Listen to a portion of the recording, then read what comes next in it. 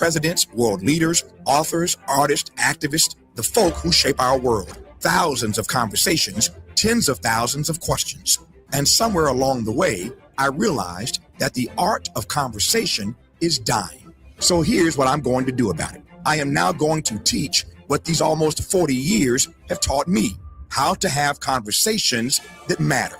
6 courses, from the anatomy of a great conversation to generous listening as a superpower to handling difficult exchanges without losing your dignity or your mind. Go to TavisTalks.com right now. That's TavisTalks.com.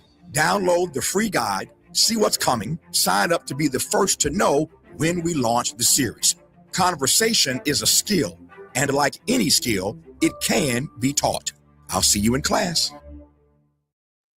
The blackness, keep on.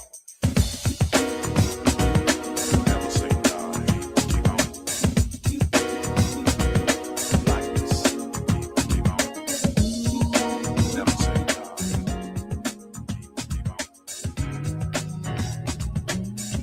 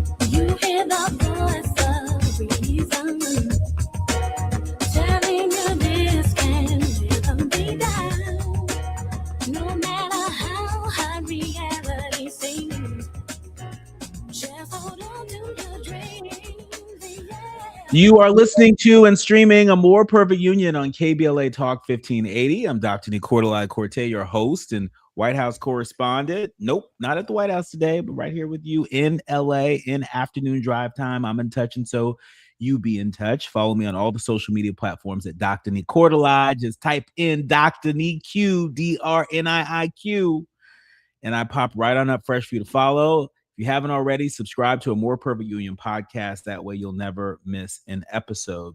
You know, one of the frequently asked questions that I get is outside of following the White House, covering the White House, particularly the Trump White House, where there's just so much going on every single day, you know, what other projects do you work on that help to ground you? You know, that help to offer you some perspective, perhaps wider perspective. And there's a project I've been working on that is super exciting. It's called the Black Land Loss Narrative Archive Project. It's a nonprofit initiative, and it's dedicated to uncovering and preserving the overlooked stories of Black land loss in America.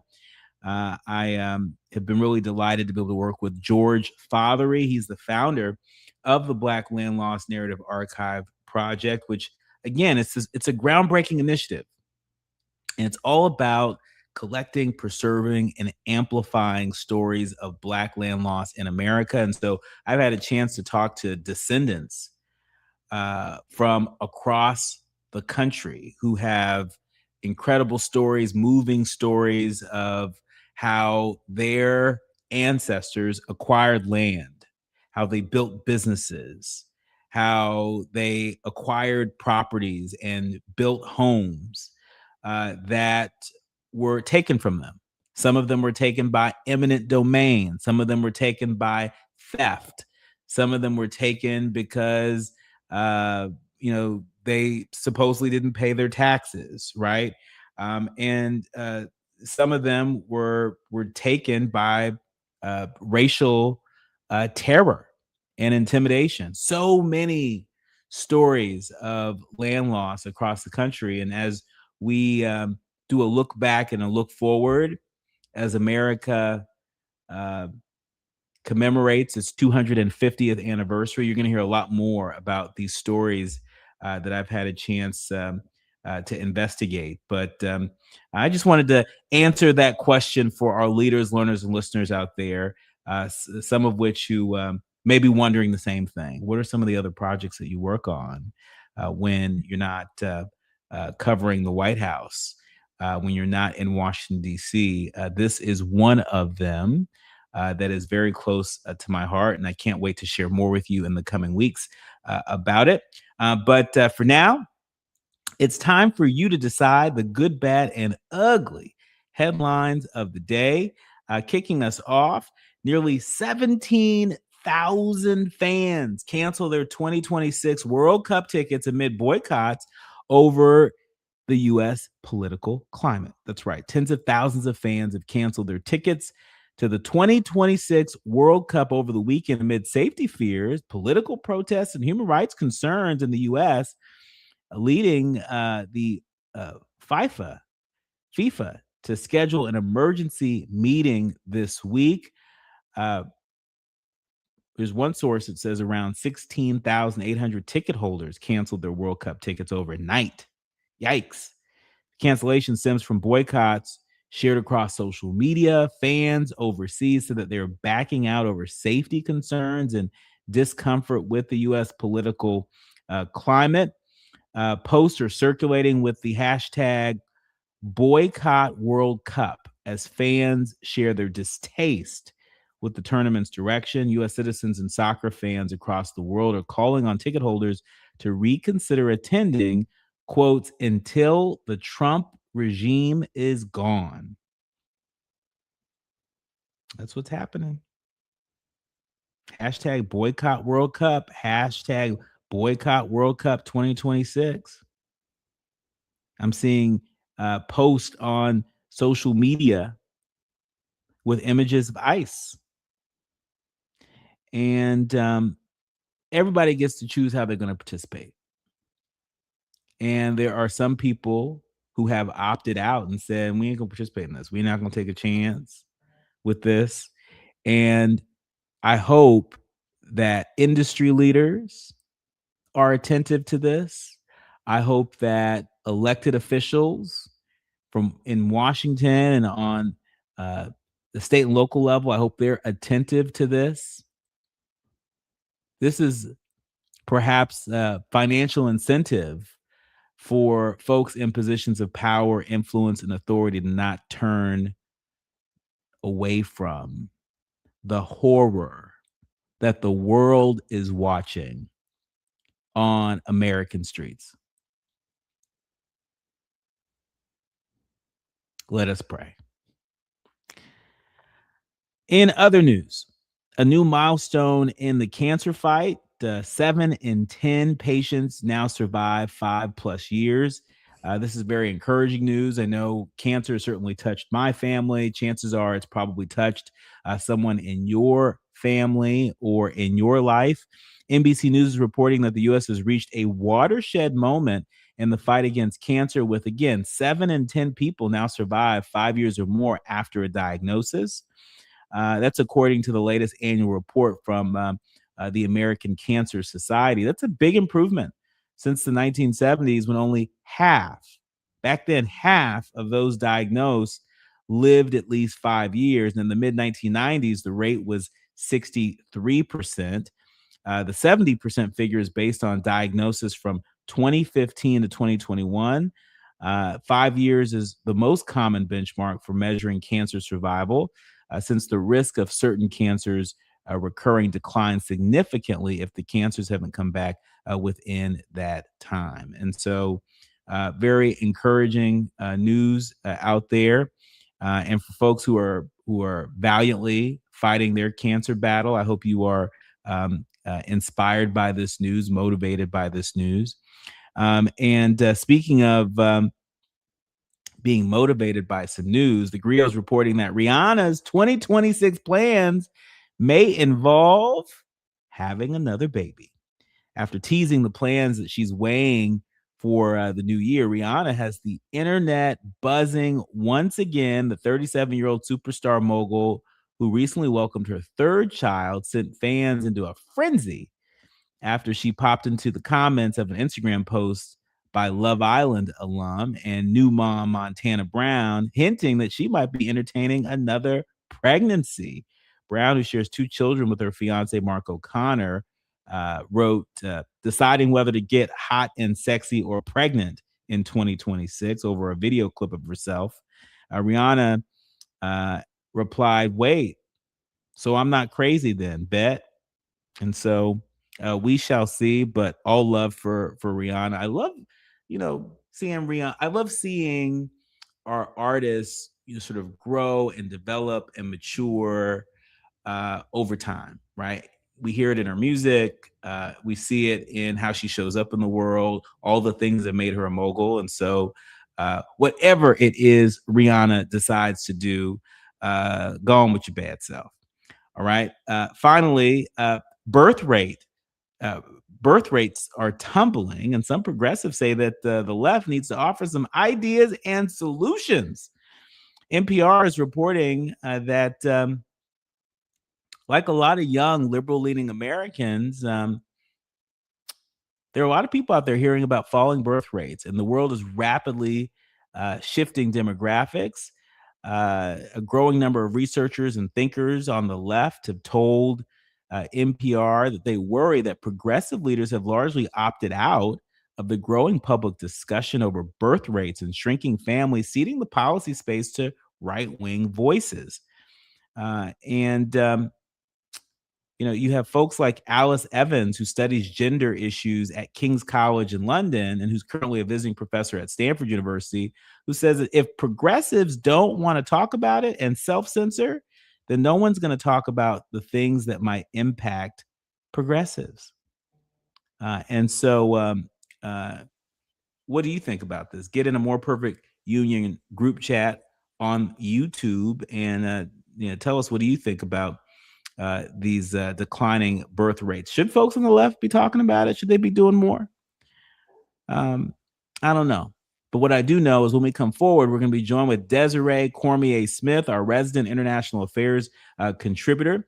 And she's going to help us separate the fact from the fiction. Trump lashed out with some GOP senators in his Detroit speech today. We're going to get her reaction to that. And while we're talking about the Midwest, it's worth noting that Trump is ending protected immigration status for Somalis, who've been a long target of his anti-immigrant efforts.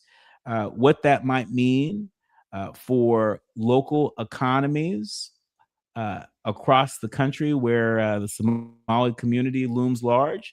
We're going to get Desiree's reaction to that and more. You're listening to and streaming A More Perfect Union on KBLA Talk 1580. You're listening to A More Perfect Union on KBLA Talk 1580. We've got a lot to talk about. My perfect day has sand, salt water, and friends. But my moderate to severe plaque psoriasis can take me out of the moment. Now I'm all in with clearer skin thanks to Skyrizi, Risankizumab Riza, a prescription-only 150 milligram injection for adults who are candidates for systemic or phototherapy.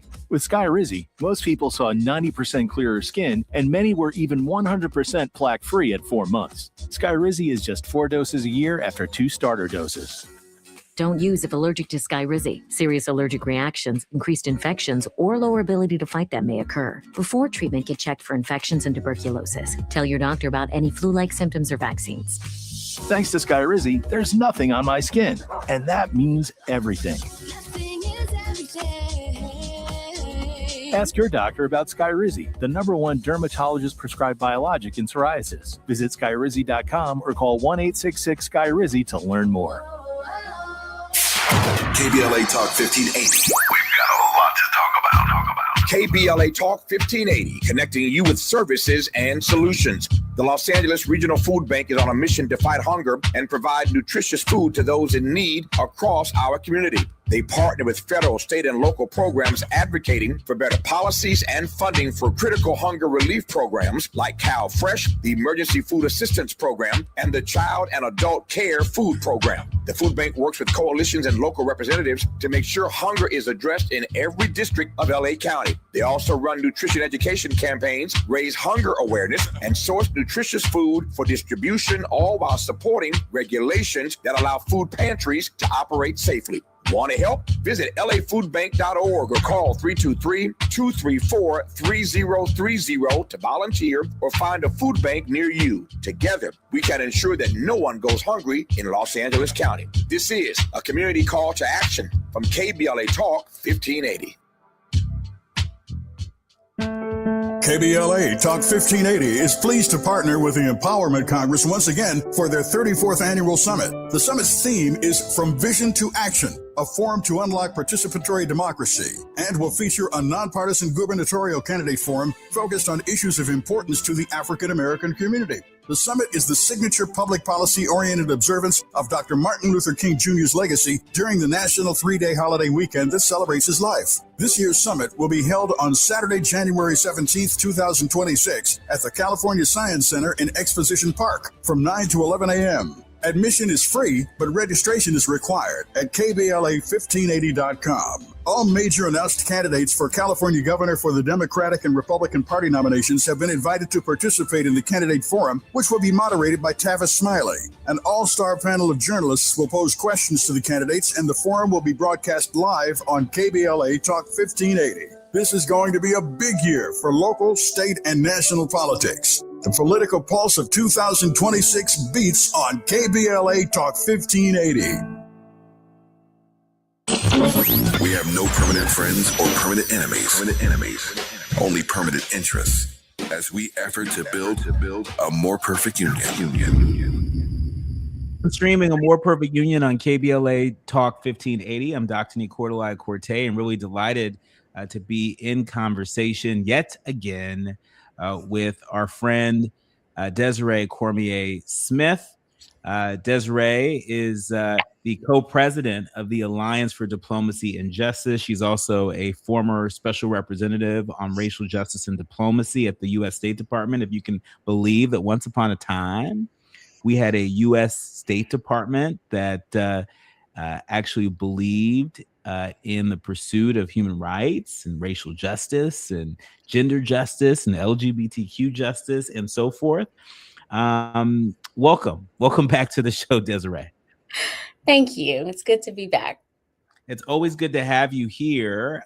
Now, it's worth noting that President Trump was in Detroit today, and he said a lot of things. I actually watched most of his remarks during his Detroit speech at the Detroit Economic Club. And he said a lot of things. I mean, I think at some point, my hand got sore scribbling so many notes about what he had said. But I want to zero in on his lashing out at Senate Democrats who voted against his agenda. His comments were a part of a broader address on the economy, and they come just days after he blasted a group of Republican senators who voted with Democrats to rein in his military authority in Venezuela, calling for them to be voted out of office. The president said Democrats don't have a Mitt Romney that votes against everything. They don't have a Rand Paul that votes against everything, referring to the former Utah senator and current Kentucky senator. What do you make of this, Desiree? It's not surprising. This president wants to be an authoritarian. He wants to be a dictator. He doesn't want any checks on his power.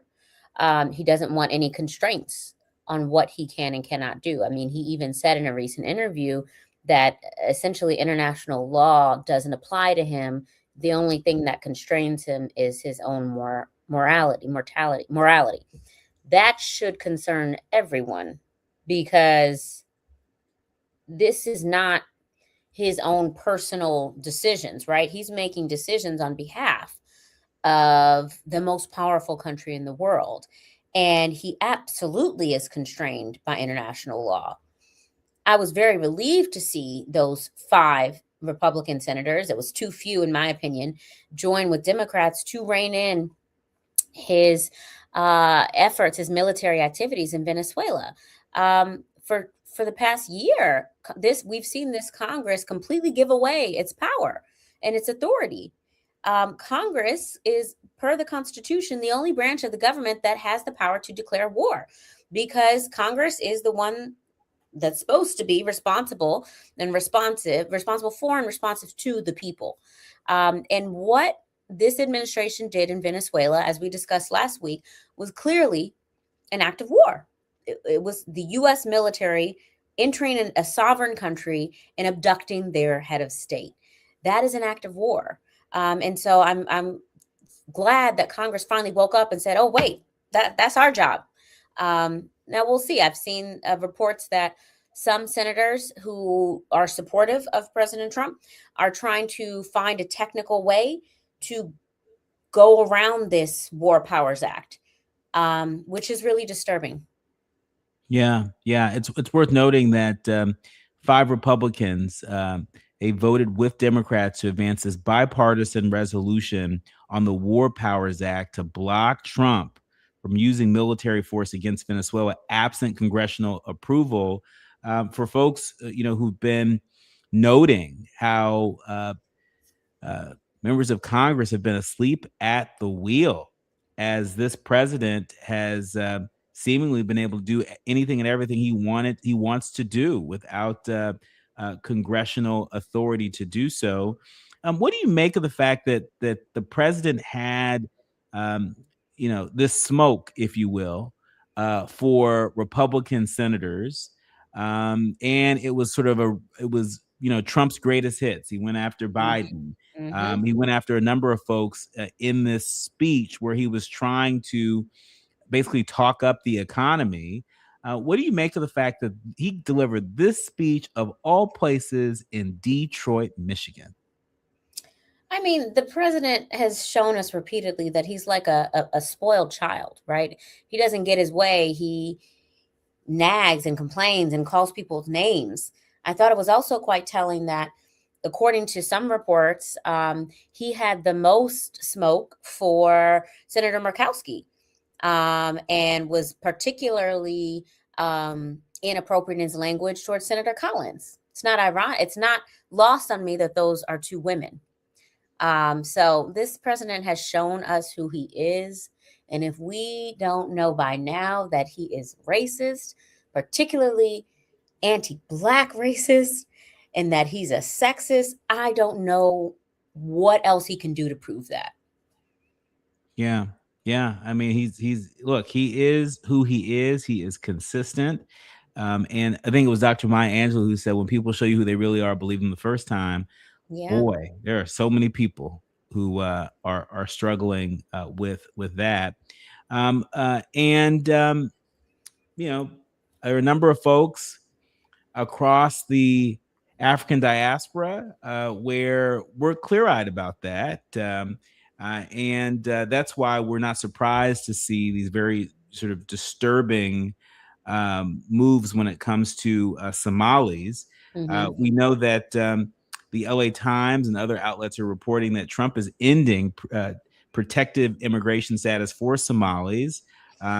He's going after one of his long term targets, Somalis. The President Trump's administration is ending temporary protective status for about 700 Somali immigrants, requiring them to leave the U.S. by March 17th as deportations accelerate. The move disproportionately affects, that's right, you guessed it, Minneapolis, where thousands of Somali Americans live amid his intensified ICE operation and the street protests that we're seeing in the city. Somalia remains plagued by civil conflict and poverty, yet Trump don't care. Trump has made inflammatory remarks targeting Somali immigrants and Minnesota Representative Ilhan Omar.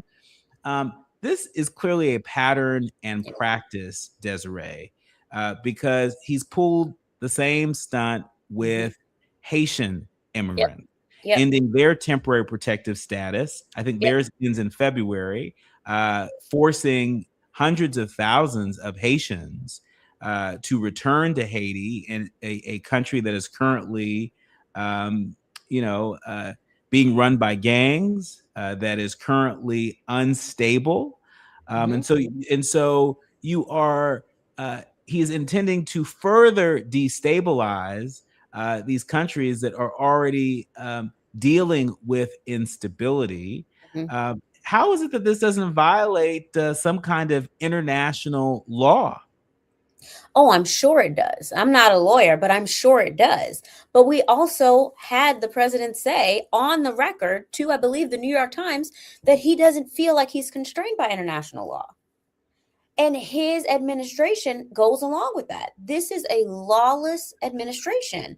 The fact that Kristi Noem has tried to justify the ending of temporary protective status for Somalis by saying that the conditions that necessitated Somalis' inclusion in this program, that, instability, poverty, just unsafe conditions for people to thrive, that they no longer existed. That's just a bold-faced lie.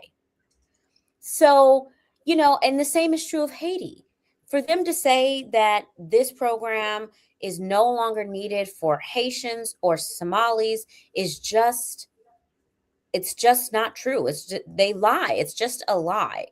Because the unfortunate reality is that the situation on the ground in both of these countries is very volatile. And, the one thing I don't want us to miss in all of these conversations about policies is the impact on the human beings.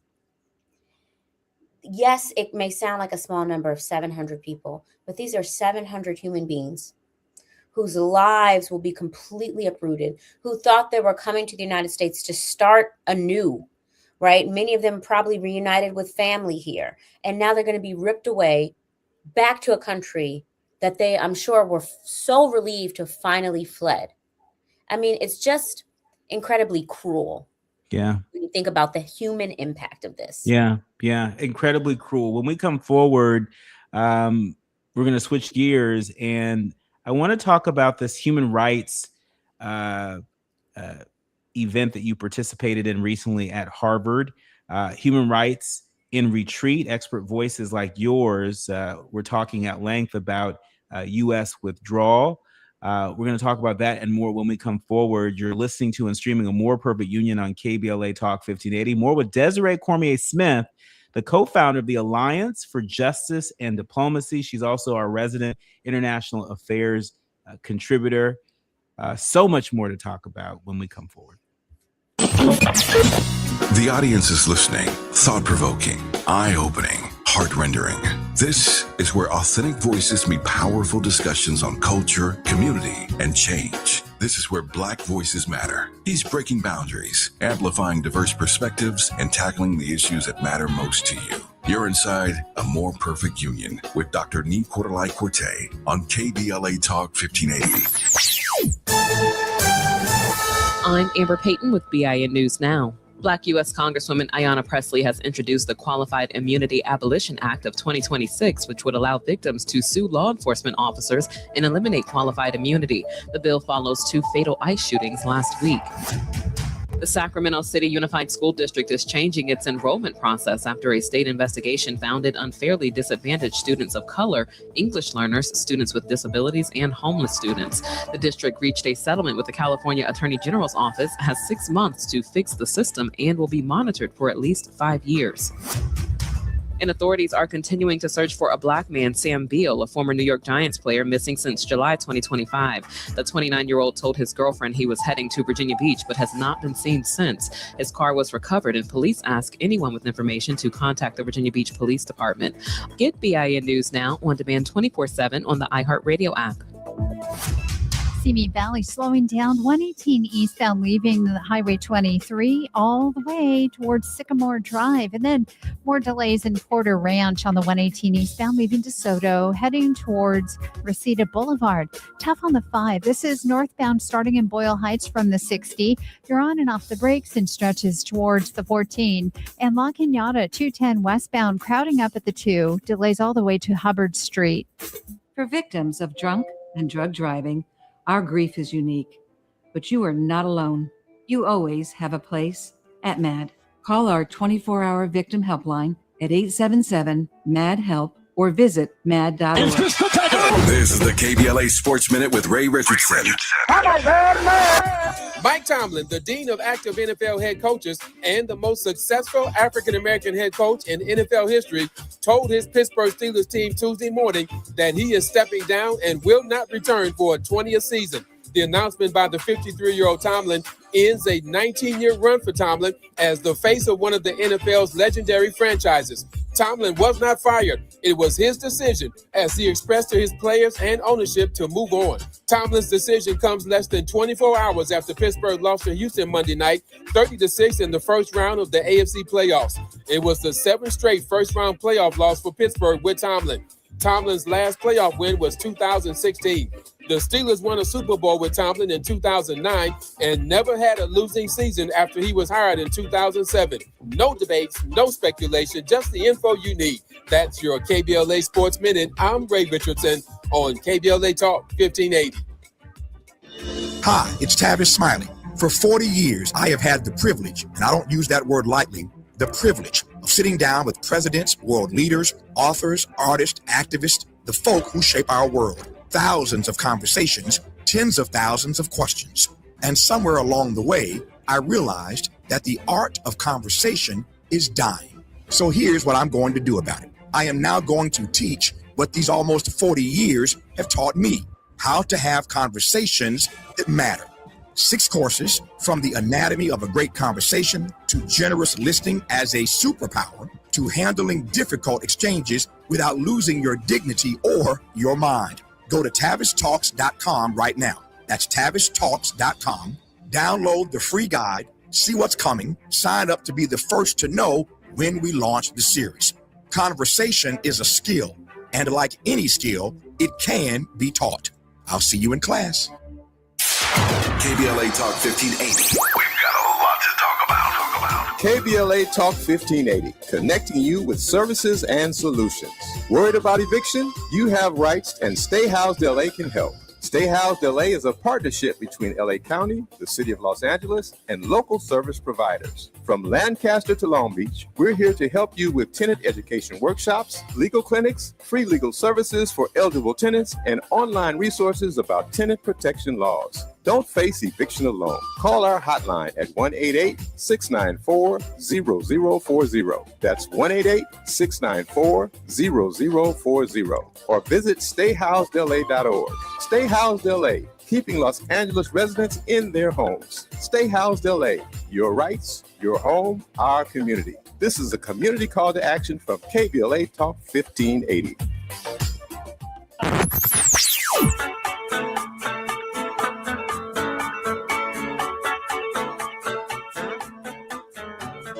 This is KBLA Talk 1580. Talk radio that's music to your ears. We're unapologetically progressive. KBLA Talk 1580. Hit me! National news of consequence, informed opinion, And analysis beyond the headlines. You're listening to A More Perfect Union on KBLA Talk 1580. You are listening to and streaming A More Perfect Union on KBLA Talk 1580. I'm Dr. Nii-Quartelai Quartey, and I always enjoy being in conversation with Desiree Cormier-Smith. She is the co-president of the Alliance for Diplomacy and Justice. She is also our resident international affairs contributor. And just in case you were wondering, what's life like for Desiree Cormier-Smith when she's not with us on air? Well, she's on the front lines of fighting for human rights, fighting for human dignity. And she is eliciting the support of a whole army of folks that share in the very principles that uphold this show, the very principles that bind us together as leaders, learners, and listeners. And so, Desiree, Human Rights in Retreat, Expert Voices on U.S. Withdrawal, you were part of a timely conversation with a lot of smart people over at the Harvard Kennedy School. What are some of the top lines from that retreat that you participated in? Yeah, so it actually wasn't a retreat. It was just kind of like a rapid response because earlier, oh man, time is like crazy. I guess it was last week, this administration announced that the U.S. was withdrawing from 66 international organizations, conventions, and treaties that they deemed were quote unquote contrary to U.S. national values. This is really dangerous because the majority of these entities were focused on promoting equity, were focused on climate change, were focused on the global South. And I think it's really telling that in his quote unquote justification for this, Secretary of State Marco Rubio explicitly lists DEI mandates and gender equity as reasons for the U.S. to not be engaged in these bodies. So this decision was incredibly, I can't say it was a surprise because it's consistent with this administration's attacks on anyone who is not a white Christian straight male. It's attacks on anything it deems as diversity, equity, and inclusion. And its attempt to globalize its domestic culture wars. So I know this was something that probably not a lot of people heard about because last week was also when they shot and killed Renee Good in Minneapolis. It was also the week after, I believe, that they, again, sent the military in to capture a sitting head of state in Venezuela and declared that we now own the oil of Venezuela. Mm-hmm. So it was a lot going on. And I don't think that it was a coincidence that they made this announcement as everyone was trying to deal with the storm, the onslaught of all this awful stuff coming and all the bad news. It's also worth noting that among the list of the 66 entities that the U.S. has withdrawn from, those 66 entities that are basically in the orbit of the United Nations, it's short of withdrawing from the United Nations, but United Nations affiliated organizations, including the UN Permanent Forum on People of African Descent. Yeah. And that's a body that was established back in 2021. Desiree, talk to us about the significance of that particular entity. I remember when I think it was Ben Crump who took a grievance to the UN Permanent Forum on People of African Descent. There are a number of folks that are leading in the reparations movement that have taken their grievances to the UN Permanent Forum on People of African Descent. Talk to us about the significance of the U.S. withdrawing from that entity, given the little bit of traction that we've seen from leaders on the front lines in recent years. Got to take a sip of water before this one because I'm glad you asked. Because that was the one that stood out the most to me on that list for a couple of reasons. One, I was personally very involved in ensuring that the U.S. government supported the forum when it was created in 2001. So this was deeply personal to me. I also, as the Special Rep for Racial Equity and Justice at the State Department, I led the delegation of the U.S. government officials to every single session of the forum while I was in office. So I'm deeply aware of the forum, of why it was created, of its mission, and of the critical importance that it has in creating a safe convening space for Black people from across the diaspora and the continent. I also was shocked, but I guess I shouldn't be surprised that it was included on this list because the U.S. had already removed itself from the Human Rights Council. And the UN Permanent Forum on People of African Descent is a body of the Human Rights Council. So there was no need to include this. Furthermore, the U.S. had not been engaging in the forum since the beginning of the Trump administration. And that's fine because it's not like a member only organization. Governments are free to participate or not to participate, but the focus really is civil society and Black people, right? And then finally, and I think this is most critical, and I know this from experience, there was no dedicated U.S. funding for the permanent forum on people of African descent. So what was the point of including it on this list? So wait a minute, Desiree. just for the people in the back, for the people that may be sitting at the stoplight right now and aren't sure what they just heard. Are you saying that even during the Biden years, the UN Permanent Forum on People of African Descent was not funded by the U.S. government? Because it is a body of the UN Human Rights Council, we made our contributions to the Human Rights Council, but we couldn't direct that funding to the forum itself. I, however, when I was special rep, tried my hardest for several years to get a dedicated line item in the budget for the permanent forum. You have to remember, only Congress can do that, or can approve it, right? And when I was special rep, the majority of my time, save 4 months, was under a Republican Congress. So it was not possible to get a line item for the forum. The United States did make a very modest contribution to the launch of the forum. And I was very proud of that because we were the only member state to do that. But that was because of a few dedicated individuals who literally found money in the couch cushions of the State Department.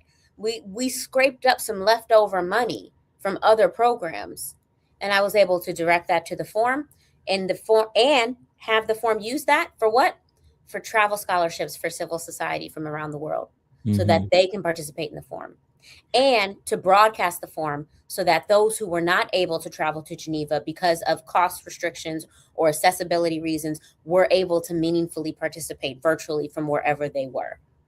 I mean, I just hat tip to you and your colleagues that got real crafty to try and find a way for more folks to be included, for more folks to participate in the UN Permanent Forum on People of African Descent and some of the other human rights work that was taking place. But, I would be remiss if I did not point out the hypocrisy that so many of our leaders, learners, and listeners see and are absolutely sick of. It's one thing for us to be upset and disappointed with the current administration, who has said these 66 entities, including the UN Permanent Forum on People of African Descent, we ain't doing that anymore. That's what the current administration is saying. But it's worth pointing out that the last Democratic administration didn't put their money behind this. And, there have been Democratic bodies in Congress in recent years that could have led on this. And so, Democrats in positions of power, influence, and authority can't give us the Alice in Wonderland act when there are people out there that say, I don't understand the difference. What's the difference between a Democrat and a Republican when it comes to supporting the UN Permanent Forum on People of African Descent? The Republicans say, we ain't supporting it, and you ain't getting a dime. And then the Democrats say, well, we support you, and but we can't fund you, and because it has to come through Congress, and right. Yeah. And so I just want to point out for the people that are unclear how we got to this moment in time, this moment in history, where there isn't a lot of trust in government. That's right. Where the trust has eroded in one another, where there's a lot of tough talk out there, but the action is sometimes hard to find. This is another example of how we got here, what it looks like, and also what it's going to take to rebuild the trust, to rebuild the confidence, not just from the American people, but from allies and partners around the world that will wonder if and when America comes back, but for how long? That's right. And it's not going to be like turning a light switch back on. It's going to take us, we've broken our credibility and we've broken the trust of every single ally around the world. So even if a Democrat does come to power in 2029, it's going to take us years to rebuild our international relations. And also, let's not forget that the State Department was decimated by Doge, decimated. And those 300,000 Black women who were pushed out of the workforce last year, that includes folks from the State Department. Yeah. In our remaining minutes, Desiree, the New York Times is reporting that ICE has arrested dozens of refugees in Minnesota and has sent them to Texas, according to some lawyers. Again, the New York Times reporting that federal immigration agents in recent days have arrested dozens of refugees in Minnesota who have passed security screenings before being admitted to the United States. That's according to their lawyers and immigrant rights advocates. The arrest of these refugees, who are mainly from Somalia and include children, they come after the announcement last Friday that Trump would be, quote, re-examining thousands of refugee cases through new background checks, focusing on people who have yet to obtain green cards after arriving in the U.S. in the last year or so. What do you make of this news coming out of Minneapolis? This news targeting the Somali community, apparently targeting men, women, and children. I mean, what can you say? What justifies this? I mean, it's just so cruel. It's so cruel. And again, this administration just lies. They lie about their original intent to go after, quote unquote, criminal people who are here undocumented. And they've shown repeatedly that that is not the case. They're indiscriminately targeting people based on their race, based on their ethnicity, based on their accents. And the Supreme Court okayed that. So this is a very dangerous moment. Very, very dangerous moment. I also want to point out the fact that Department of Homeland Security, Department of Labor, and other agencies have been essentially using Nazi propaganda in their official social media accounts. This is really disturbing.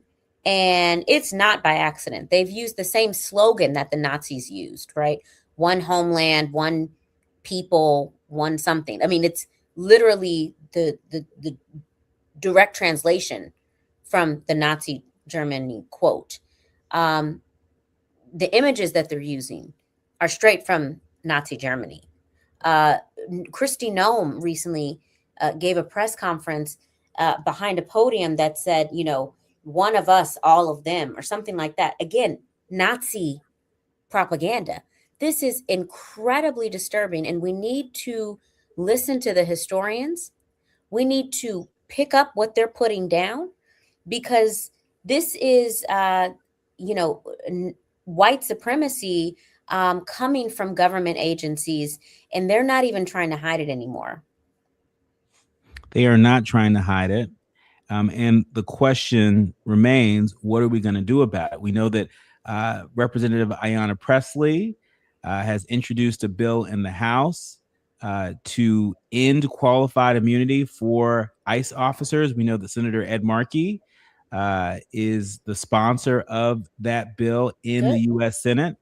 We know that we've been here before. Back in 2020, we tried to pass the George Floyd Justice and Policing Act, which also would have ended qualified immunity, or would have significantly lowered the threshold by which law enforcement would be able to use qualified immunity. And because of what I call the scarecrow Democrats and scarecrow Republicans that couldn't summon the courage, right? That is a part of how we got here to this moment. That's part of why we're here. Is because there are people out there talking that talk, election cycle after election cycle, getting donors all hot and bothered, getting activists on the front lines to put forward every ounce of energy they have to get them elected. And then they get there and they have the opportunity to do something consequential and they choke. They don't wield the power when they actually have it. What is the purpose of power if we don't use it? Because what I can tell you for sure is that Donald Trump and Republicans, they understand what power they have, and they're using the power they have. They're not afraid to use it, right? And they are not, and they are emboldened to disrupt business as usual. Where's that same energy? Not just on the left, but to everyone who is opposed to what is happening in our country right now. That is one of the great questions of our time. And we're not going to be able to answer that on today's show, but we're going to continue to point it out.